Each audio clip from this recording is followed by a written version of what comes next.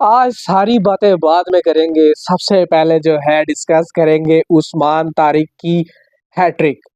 क्या ही ज़बरदस्त उस बंदे ने बॉलिंग की और हैट्रिक की। अब तुम लोग जो है यहाँ पे ये रोना शुरू कर देना कि यार छोटी टीम थी, ज़िम्बाब्वे की टीम थी, हैट्रिक हैट्रिक होती है भाई। हैट्रिक करना कोई आसान बात नहीं होती और उस बंदे ने हैट्रिक की आज।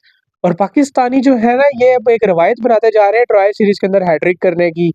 पीछे जो थी वो मोहम्मद नवाज ने हैट्रिक की थी जब ये एशिया कप से पहले ट्राई नेशन सीरीज चल रही थी और अब जो है उस्मान तारिक ने हैट्रिक कर दी है इस ट्राई नेशन सीरीज में। तो ये ट्राई नेशन सीरीज के अंदर तो पागल हो रही है हमारी टीम और तबाही परफॉर्मेंसेस दे रही हैं। एंड में इनका जो है वो ब्रुल ने काम उतार दिया था।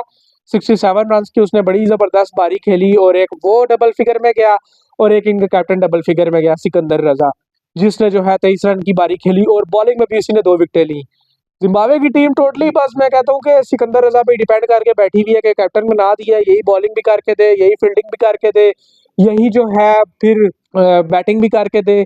तो यार ये जो है ना काम खराब करते हैं। इनके जो बाकी प्लेयर्स हैं उनको भी जिम्मेदारी लेनी होगी। ये क्या चाह रहे हैं कि इनको बॉलिंग, बैटिंग, फील्डिंग तीनों चीज़ों जो है वो इनको सिकंदर रजा ही करके दे। उसने एक अच्छा कैच भी पकड़ा।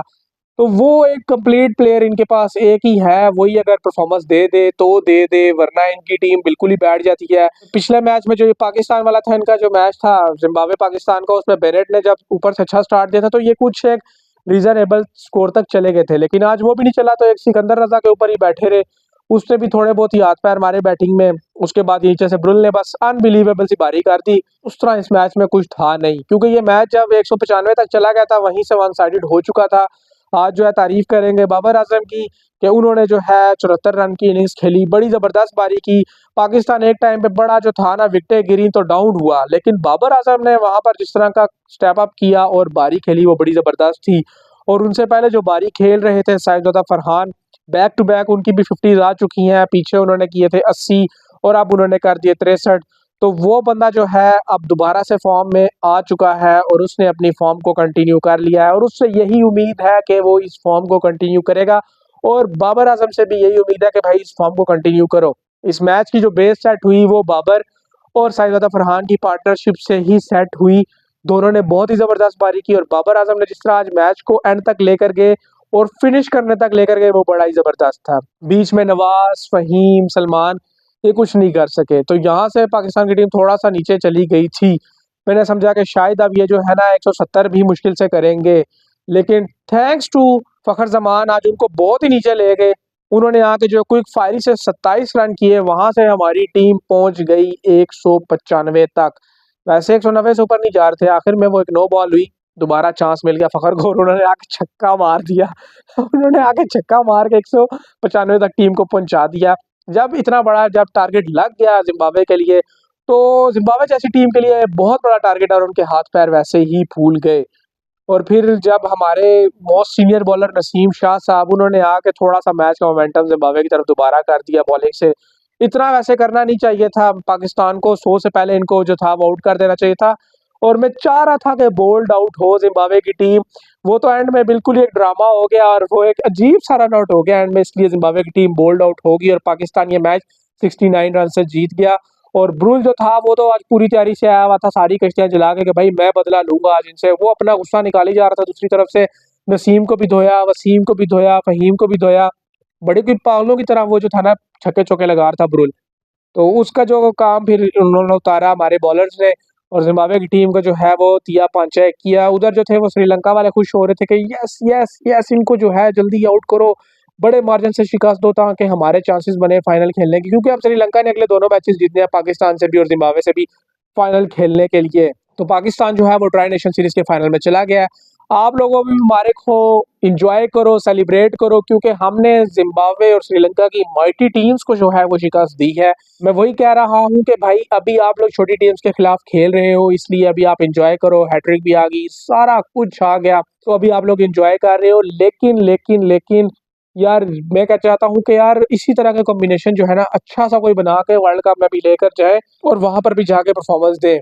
ये जो बीच में कहा था ना डंप हमारा, जिस तरह वो फहीम और नवाज, सलमान जो जिस तरह एकदम से फ्लॉप हुए ना बीच में, ये काम जो है ना पाकिस्तान को बहुत ज्यादा हर्ट कर जाता है। तो अगर पाकिस्तानी टीम जो है इन चीज़ों को थोड़ा सा कवर अप करे, अपने जो लूप होल्स है ना उनको कवर अप करने की कोशिश करे, तो पाकिस्तानी टीम जो है कंप्लीट टीम बन जाएगी और एक कंप्लीट परफॉर्मेंस फिर ये देंगे सारे मिल के।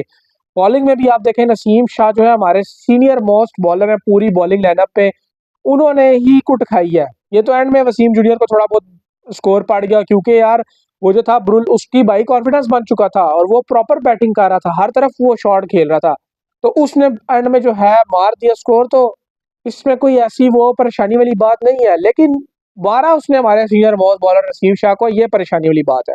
हालांकि आगाज विकेटों का नसीम शाह ने किया, लेकिन फिर उस चीज़ को नवाज आगे कंटिन्यू करके ले गए और उस चीज़ को जो है फिर आगे कंटिन्यू किया उस्मान तारिक ने। तो मैं आज जो है खुश हूँ उस्मान तारिक के लिए कि उसने जो है हैट्रिक की, चौथा ही मैच खेल रहा है वो अपना इंटरनेशनल और उसने हैट्रिक कर दी और बहुत ही ज़बरदस्त उस बंदे ने बॉलिंग की। मैं यही कहता हूँ कि यार ये है generational talent, young generational talent, जिसका तुम लोग जो है मजाक उड़ाया करते थे, हमारे एक्स क्रिकेटर मजाक उड़ाते थे कि ये हसन नवाज और ये क्या कर लेंगे, देख लो वो क्या कर रहे हैं। आप उनको मौका तो दो, आप उनको चांस तो दो। और यही चीज मैं कहता हूँ कि यार प्लेयर रोटेशन चलती ही रहनी चाहिए। आज आपने इब्रार को बिठा दिया, इसको चांस दे दिया, देखो आ गई परफॉर्मेंस, हैट्रिक आ गई, परफॉर्मेंस नहीं ब्रिलियंट परफॉर्मेंस आ गई। तो यही चीज है कि जब आप बेंच वाले प्लेयर्स को भी चांस दोगे तो आपके पास ऑप्शंस अनलिमिटेड हो जाएंगे, फिर आपको ये टेंशन नहीं होगी कि यार हमारा एक प्लेयर अगर इंजर्ड हो गया तो उसका जो हमारे पास बैकअप ही नहीं है। अब देखो हमारे पास इब्रार का बैकअप है उस्मान तारिक, उसने परफॉर्मेंस दे दी। अब आपको ये टेंशन तो नहीं ना होगी कि यार इब्रार को जो है हमें सारे मैचेस खिलाने पड़ेंगे, इसका कोई बैकअप नहीं है। आपके पास आ गया उस्मान तारिक, फैसल अकरम है, उसको तैयार करो यार, वो आपको जो है अच्छी बॉलिंग करके दे सकता है। और श्रीलंका के लिए पाकिस्तान को 3 से 4 स्पिनर तैयार करके लेकर जाने हैं वर्ल्ड कप के लिए। मैं बात कर रहा हूँ इस वाली सीरीज की नहीं, वर्ल्ड कप के लिए बात कर रहा हूँ कि 4 स्पिनर्स पाकिस्तान को, कंप्लीट स्पिनर्स की बात कर रहा हूँ, ऑलराउंडर्स की नहीं। ऑलराउंडर को आप जो है वो ऐसा बोनस लेकर चलो, हमें प्रॉपर स्पिनर्स की जरूरत है, प्रॉपर बॉलर्स की जरूरत है। तो 4 बॉलर्स जो हैं आपने कंप्लीट लेकर जाने हैं और 2 आपने मैच में लाजमी खिलाने हैं और फिर उनकी प्लेयर्स की जो है आपने रोटेशन करनी है उन बॉलर्स की। इस तरह लेकर चलना है, पूरी प्लानिंग के साथ चलना होगा, पाकिस्तानी टीम को पूरी प्लानिंग के साथ लेकर चलना होगा, नहीं तो हमारे लिए हालात बड़े मुश्किल हो जाएंगे। अभी जो ये आप लोगों का रिदम बना हुआ है, अभी जो ये आप लोगों का फ्लो बना हुआ है, इस फ्लो को कंटिन्यू करो, ज़्यादा चेंजेस की ज़रूरत नहीं है। दोबारा जो है तुम लोगों को हारिस की तरफ नहीं जाना, वसीम को बिठा के समझाओगे पुत्र परफॉर्मेंस दोगे तो वर्ल्ड कप के लिए जाओगे, नहीं तो बाहर घर जाओगे। उसके बाद देखो वो साहिबजादा फरहान ने जो है इंटरव्यू में आके बात की कि जी मेरे से कोच ने आके कहा कि आपको जो है 150 के स्ट्राइक रेट से खेलना होगा, नहीं तो हम किसी और ऑप्शन की तरफ जाएंगे, आपको वर्ल्ड कप के लिए कंसिडर नहीं करेंगे। तो इस बेचारे को धमकियां दे रहे हैं, उसने आगे फिर आपको जो है 2 50 चेप दी हैं। तो जरा धमकी वो दूसरे वाले को भी दो, नो लुक वाले को, वो पता नहीं क्या कर रहा है भाई, उसकी परफॉर्मेंस नहीं आ रही। और T20 में तो वो बिल्कुल ही यार जिसे कहता है तो बुआ हो गया, उससे तो बैट नहीं उठाया जा रहा, आज भी 2 छक्के मार के चलता बना है। ओ भाई यही तो मौके है तुम्हारे हाथ खोलने के, देखो साहिबजादा फरहान ने हाथ खोल दिए, बाबर आजम ने हाथ खोल दिए अपने आज तो। अब वो भी परफॉर्मेंस देना शुरू हो गया, ये जो है ऊपर से बिल्कुल बैठ गया, नीचे से फखर ने अपने हाथ खोल लिए यार, आज उन्होंने मौका दे दिया फहीम अशरफ को भी कि तू भी हाथ खोल ले, नवाज को मौका दे दिया कि तुम भी हाथ खोल लो जाके। तो यार यही तो टीमें हैं जिनके ऊपर आपने अपने हाथ खोलने हैं, अपनी खोई हुई फॉर्म वापस लेकर आनी है। इनके अगेंस्ट अगर तुम लोग डर रहे हो, घबरा रहे हो, तो फिर क्या फायदा है यार, मुझे इस बात का जवाब दो। इन्हीं के खिलाफ तो तुमने जाके पहली बॉल से हिट करनी है, इन्हीं के खिलाफ तो तुमने बड़ी इनिंग्स खेलनी है, इन्हीं के खिलाफ तो तुम स्टाइलिश शॉट खेल सकते हो खुल के, कॉन्फिडेंस के साथ, विदाउट एनी प्रेशर। अगर तुम लोग इन्हीं टीमों के खिलाफ अगर तुम लोग दब जाओगे, डर जाओगे या ये सोचोगे कि आउट ना हो जाए, तो फिर तुमने आउट ही होना है। और ये तो सीरीज इसीलिए रखी गई है ना कि ताकि तुम्हारी वर्ल्ड कप की तैयारी हो, जो तुम्हारी फॉर्म नहीं लगी हुई, जो तुम्हारी नजर नहीं बैठी हुई, वो बैठ जाए, ताकि तुम लोग अच्छी परफॉर्मेंस दे सको और टीम को वर्ल्ड कप में जो है अच्छी परफॉर्मेंस दिलवा सको, टीम का नाम बना सको, टीम को कुछ दे सको जाके यार। लेकिन अगर तुम लोग ही यही काम करोगे तो फिर क्या फायदा, फिर क्या कॉम्बिनेशन सेट होगा वर्ल्ड कप के लिए। ये तो फिर वही दोबारा उठा के पुराने रेलू कट्टे ले आएंगे और उनके ऊपर जो है रिलाय कर लेंगे। यार देखो तुम लोगों को अगर हम लोग सपोर्ट कर रहे हैं तो वो इसीलिए कर रहे हैं कि तुम लोग स्टार्ट अच्छा दोगे, बेहतरीन स्टार्ट दोगे, तो तभी कुछ है। ये नहीं करना कि भाई साहिबजादा फरहान हिटिंग कर रहा है तो मैं सिंगल डबल कर लूं, मैं जो है विकेट रोक लूं, सिर्फ वही मारे, नहीं, दूसरे बंदे के ऊपर प्रेशर नहीं आने देना। हर बंदे ने अपनी गेम करनी है, अपनी नेचुरल गेम करनी है। इसका ये हरगिज मतलब नहीं है कि अपनी जगह पक्की करने के लिए खेलना है, ये काम भी ना करना, इससे भी उल्टा नुकसान होगा। टीम के लिए खेलना और अपनी नेचुरल गेम खेलनी है, ये बात कर रहा हूँ। साइम की जो गेम है उसको लेकर चलेगा तभी फायदा है। शहजादा की जो गेम है वही अगर वो खेलेगा तो तभी फायदा है। फखर की जो गेम है वही अगर वो खेलेगा तो तभी फायदा है। बाबर की अगर वही गेम है वो खेलेगा तो तभी फायदा है। बाबर आजम से मैं ये नहीं कह रहा कि तो आप आके 6 जगह 36 मार दो। आपका काम है विकेट रोकना, प्लेसमेंट करना, वो करो। प्लेसमेंट के साथ चौके निकालोगे तो टीम को फायदा है। आपका भी जो है वो रन चलते रहेंगे, विकेट भी सेव रहेगी, बॉल्स भी डॉट नहीं होंगी और दूसरी तरफ से जो प्लेयर होगा उसको भी होगा कि यार मेरा दूसरा बल्लेबाज जो है वो सॉलिड है और मुझे टेंशन नहीं लेनी। वो फिर बड़े इनिंग्स की तरफ जाएंगे। और बॉलिंग जो है हमारी स्पिनर्स ने प्रूव कर दिया है और स्पिनर्स ऑलरेडी कर रहे हैं। हम जो मार खा रहे हैं वो अपने फास्ट बॉलिंग डिपार्टमेंट से खा रहे हैं और हमारे बॉलर्स को जो है खास तौर पे जिम्मेदारी लेनी होगी। वसीम जूनियर को पक्का रखो, मैं तुम्हें बता रहा हूँ, इसको हारिस रऊफ के साथ रिप्लेस करने का मत सोचना। ये मैं तुम लोगों को अभी भी बता रहा हूँ। मोहम्मद वसीम जूनियर को रिप्लेस करने का मत सोचना, उसको लेकर चलो। ये शाहीन को एडअप करना चाहते हो तो कर लो, बाकी और मैं नहीं चाहता कि कोई हमें और फास्ट बॉलर चाहिए, क्योंकि श्रीलंका की कंडीशंस के अंदर हमें कोई जो है 3-3 पेसर्स नहीं चाहिए। अगर ये लोग लेकर जाएंगे तो ये फिर खुद भुगतेंगे।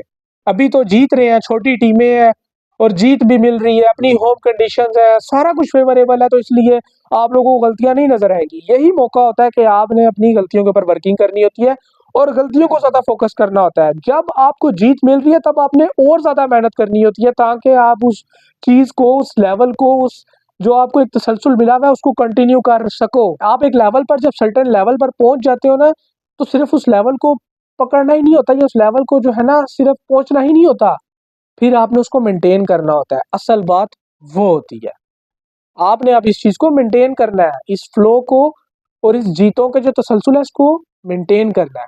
यही हम आपसे एक्सपेक्ट कर रहे हैं। अगर आप नहीं मेंटेन करेंगे तो फिर कोई फायदा नहीं है। अब जितनी मर्जी ट्राई नेशन सीरीज जीत जाओ, आप अगर बड़ा आईसीसी का इवेंट नहीं जीतोगे तो फिर कोई फायदा नहीं है। ये जितनी भी सीरीज है ना, ये आपकी तैयारी करवाई जा रही है वर्ल्ड कप के लिए, तो इसलिए आपका जो टारगेट और फोकस होना चाहिए वो वर्ल्ड कप होना चाहिए। ये जो सीरीज है इसके अंदर कॉम्बिनेशन सेट करो, अपनी खोई हुई फॉर्म, अपनी फिटनेस, सब कुछ अपना बेहतर करो इन सीरीज में।